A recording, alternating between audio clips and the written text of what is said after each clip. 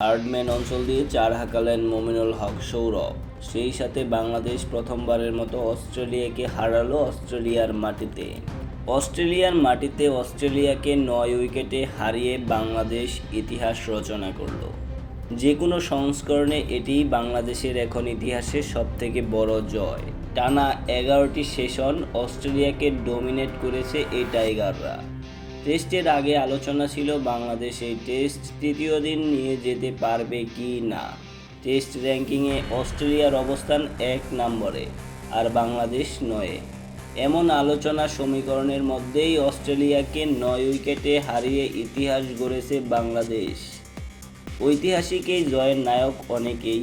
প্রতি সেশনে বাংলাদেশ নতুন নায়ক খুঁজে পেয়েছে। একা একা কোনো প্লেয়ারই এই টেস্ট ম্যাচ জিতাতে পারেনি। সবাই দলগতভাবে এই টেস্ট ম্যাচ জিতিয়েছে বাংলাদেশকে। প্রথম দিনে হাসান মাহমুদ, দ্বিতীয় দিনে তানজিদ তামিম, তৃতীয় দিনে মিরাজের পাশাপাশি অন্যরাও নিজেদের কাজটা করেছে। দল হিসেবে এমন পারফরম্যান্সের ফলেই বাংলাদেশ 9 উইকেটে জয় পেয়েছে।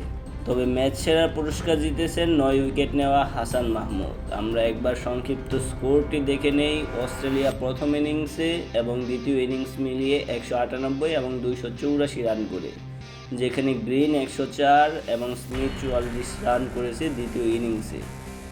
সেখানে বাংলাদেশের মেহেদী হাসান মিরাজ 5 উইকেট পেয়েছে তাদের।